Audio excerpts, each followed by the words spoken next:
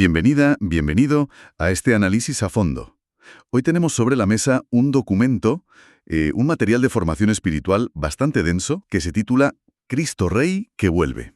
Sí, es un material que parece sacado, de un curso o un seminario, y se mete de lleno en uno de los temas más fascinantes y, también más controvertidos de la teología cristiana, la segunda venida de Cristo. La idea hoy es precisamente esa, meternos a fondo en el texto y sacar en claro qué propone. O sea, no solo qué significa eso de la venida, sino también por qué genera tanto debate. Claro, sobre todo con esa idea del milenio y, ¿y qué le pide al creyente que haga con toda esta información, no? Exacto. Y fíjate que arranca con una cita muy directa del Evangelio de Juan, que es como la base de todo. Sí, la de no se angustien, vendré para llevármelos conmigo, así ustedes estarán donde yo esté. Esa frase es, el motor de toda la doctrina que vamos a explorar. De acuerdo. Pues vamos a desentrañar esto. A mí lo primero que me llama la atención es que, antes de decir lo que es la segunda venida, el texto se esfuerza mucho en aclarar lo que no es.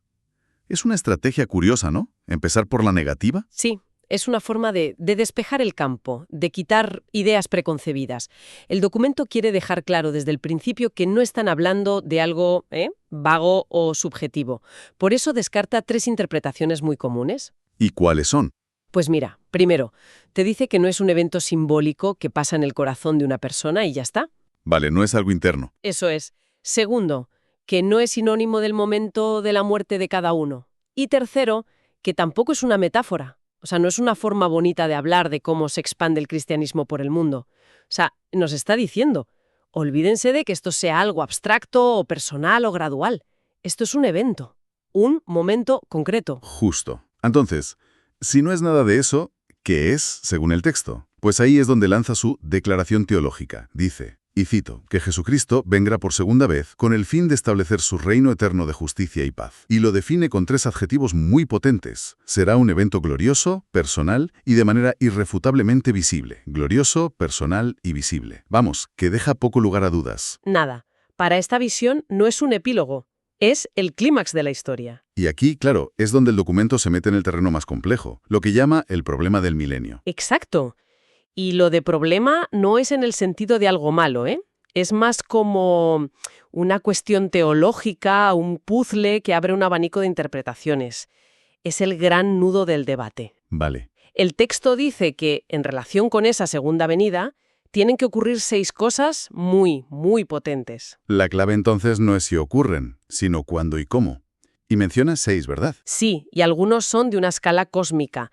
Habla de la resurrección de los santos, la presencia física de Cristo, pero para mí, el que de verdad define el tono es el cuarto. ¿Cuál es? La exclusión total de Satanás de la escena. Un momento. Exclusión total. O sea, ¿lo plantea como un interruptor que se apaga durante 1000 años? ¿Así sin más? Justo así lo describe. Y eso es crucial, porque crea las condiciones para ese reino universal de justicia que menciona como tercer punto. Sin eliminar temporalmente al antagonista, el resto no se sostiene, según esta lógica. Es un cambio de juego cósmico. Claro.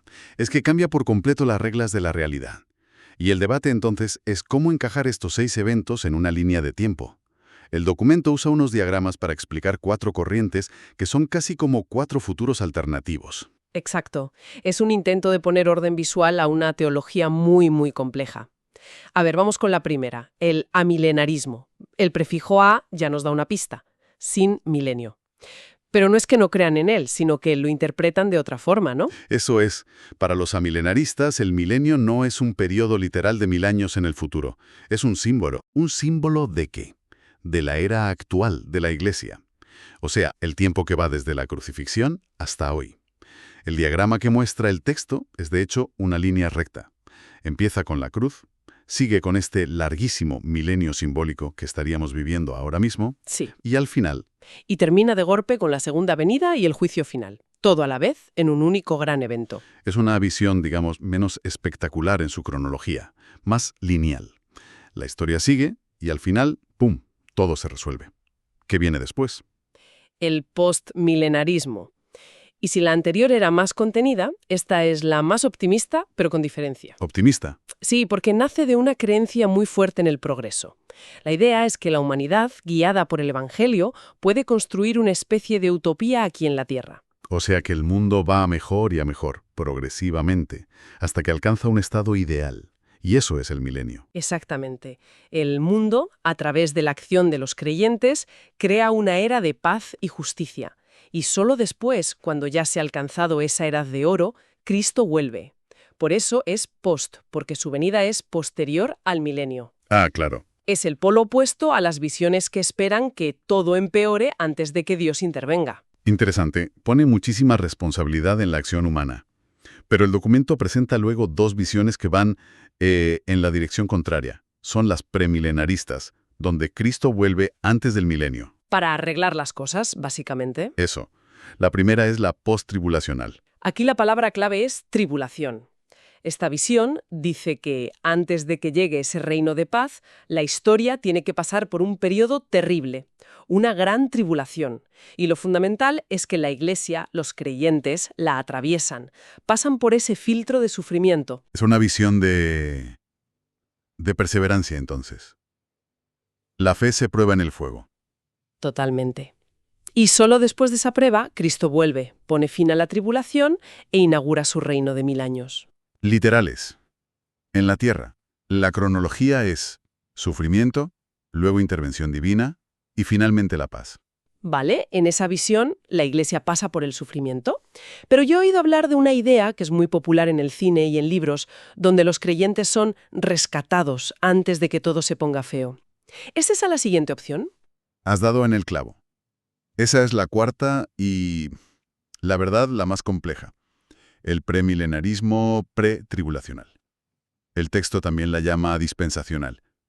Y es radicalmente diferente porque propone una segunda venida, en dos fases. ¿Cómo que en dos fases? Pues sí.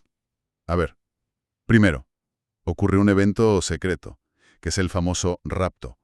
Cristo viene por su iglesia y se la lleva al cielo antes de que empiece la tribulación. O sea que los creyentes se libran de todo el caos que está por venir en la tierra. Exacto. Es como una evacuación de emergencia, si quieres verlo así. Ya. Luego, la Tierra vive ese periodo de 7 años de tribulación, ya sin los creyentes. Y al final de ese periodo, Cristo vuelve por segunda vez, pero esta vez de forma pública, visible, con su iglesia. Ah, vuelve acompañado. Justo, para derrotar a sus enemigos y ahora sí empezar el milenio. Es una cronología mucho más segmentada, ¿sabes? Sí, sí. Y ya has mencionado que se le llama dispensacional. ¿Qué significa eso exactamente? Bueno, a grandes rasgos es una forma de interpretar la Biblia que divide la historia en diferentes dispensaciones o épocas, en las que Dios se relaciona con la humanidad de formas distintas. Esta visión distingue muy claramente entre el plan de Dios para Israel y su plan para la Iglesia. ¿Y el rapto sería? El rapto es una parte clave de esa separación de planes. Por eso es tan popular en ciertas corrientes evangélicas, porque ofrece una narrativa de protección, de escape para los fieles. Entiendo. 4 visiones, 4 futuros muy distintos. Desde un progreso optimista hasta un rescate de última hora. Ahora bien, más allá de la cronología que uno elija, el documento dice que hay señales de que el final se acerca. ¿Intenta conectar toda esta teología con el presente? Sí, y aquí es donde se pone muy interesante, porque mezcla preocupaciones de todo tipo, no es solo una lista de profecías antiguas. El documento agrupa 8 señales, y es fascinante ver cómo las combina. ¿A qué te refieres con que las combina? A que mezcla preocupaciones morales de siempre, como la decadencia moral, con marcadores geopolíticos y tecnológicos que son muy de ahora. Por ejemplo, menciona el cumplimiento de profecías de Daniel o el papel de Israel, que son temas clásicos. Pero de repente te cita una frase que dice «la ciencia aumenta y muchos corren de aquí para allá». Eso suena a un tuit sobre la globalización y la era de la información, vamos. Exacto. Al poner esa frase al lado de profecías milenarias o al lado del crecimiento del poder musulmán, que también lo menciona, crea un efecto muy potente. Hace que una teología abstracta sobre el futuro parezca que se está desarrollando en los titulares de hoy. Genera una sensación de inminencia. De relevancia inmediata, claro. Eso es. Y también habla de señales dentro de la propia Iglesia, ¿no? No todo es política o tecnología. Sí, y presenta las dos caras de la moneda.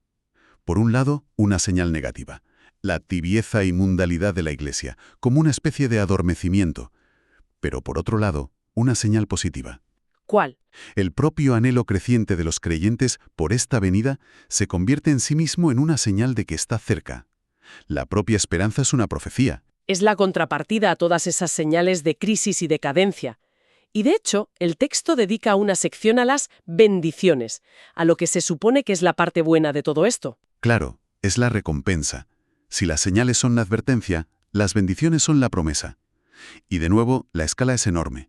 El documento las describe como la culminación de todo. Pasa de lo más íntimo a lo más cósmico, por lo que veo. Habla de la reunión con Jesús, pero también de reencontrarse con seres queridos, amigos. Que han muerto. Eso es profundamente personal. Totalmente. Pero luego salta a la promesa de recibir cuerpos y espíritus perfectos, o de tener un servicio más sublime. Y finalmente da el salto al plano universal con 2 puntos que ya hemos rozado: el destierro definitivo de Satanás, la eliminación del mal como fuerza activa. Y como consecuencia, Pues incontables bendiciones para toda la humanidad. Es, vamos, un final feliz a escala cósmica. un panorama muy completo. Entonces tenemos 4 líneas de tiempo, una lista de señales que parecen sacadas de las noticias y una promesa de bendiciones increíbles. La pregunta es, ¿y ahora qué? ¿Qué se supone que debe hacer una persona con todo esto? Todas. Se resumen en 4 mandatos, 4 lecciones prácticas que son, en esencia, el y por lo tanto de toda esta teología. ¿Vale? Son 4 imperativos. Estemos listos, estemos velando, seamos fieles y seamos vigilantes. Listos, velando, fieles y vigilantes. Suenan parecidos, pero supongo que tienen matices. No es solo una espera pasiva, ¿no? Para nada. De hecho, yo creo que hay una tensión interesante en esos mandatos. Velando y vigilantes sugieren un estado de alerta constante, casi de histriónica, de ansiedad. Es mirar al horizonte, esperar la señal en cualquier momento. Hay una urgencia ahí. Como un soldado en su puesto de guardia. Exacto. Pero, por otro lado, seamos fieles apunta a algo muy diferente. La fidelidad no es un estado de tensión, es una constancia tranquila en el día a día. Es hacer bien tu trabajo, ser buena persona, mantener tus compromisos, sin necesidad de estar mirando al cielo cada 5 minutos, ¿sabes? Así que el documento parece pedir a los creyentes que vivan en esa dualidad, con una alerta máxima por lo que está por venir, pero al mismo tiempo con una calma perseverante en el presente. Esa es la clave. El mensaje de fondo es que esta creencia sobre el futuro no es para escaparse del presente, sino para darle forma. La manera en que vives hoy está condicionada por la esperanza de lo que ha de venir. Hemos recorrido un camino denso, ¿eh? De definir qué es la segunda venida a explorar 4 futuros posibles, analizar las señales del presente y terminar con un manual de instrucciones para la vida diaria. Queda claro que para la fe que describe este documento, esto no es un apéndice, es la columna vertebral. Absolutamente. Y una cosa que me fascina del documento, más allá de la teología, es que es muy interactivo. No es solo para leerlo, es para hacerlo. Está lleno de dinámicas y tareas. Del tipo, Pues, por ejemplo, después de explicar las 4 visiones del milenio, pide a los participantes del curso que formen grupos, elijan una de las 4 y preparen una defensa para debatirla. o sea, no basta con conocerlas, tienes que elegir un bando y argumentar. Te obliga a posicionarte. Y no solo eso. En otra sección, les pide que crean un vídeo inspirador de 1 minuto sobre el regreso de Jesús para compartirlo en redes sociales. No basta con creerlo, tienes que saber comunicarlo en el lenguaje de hoy. Es una forma muy activa de procesar la información.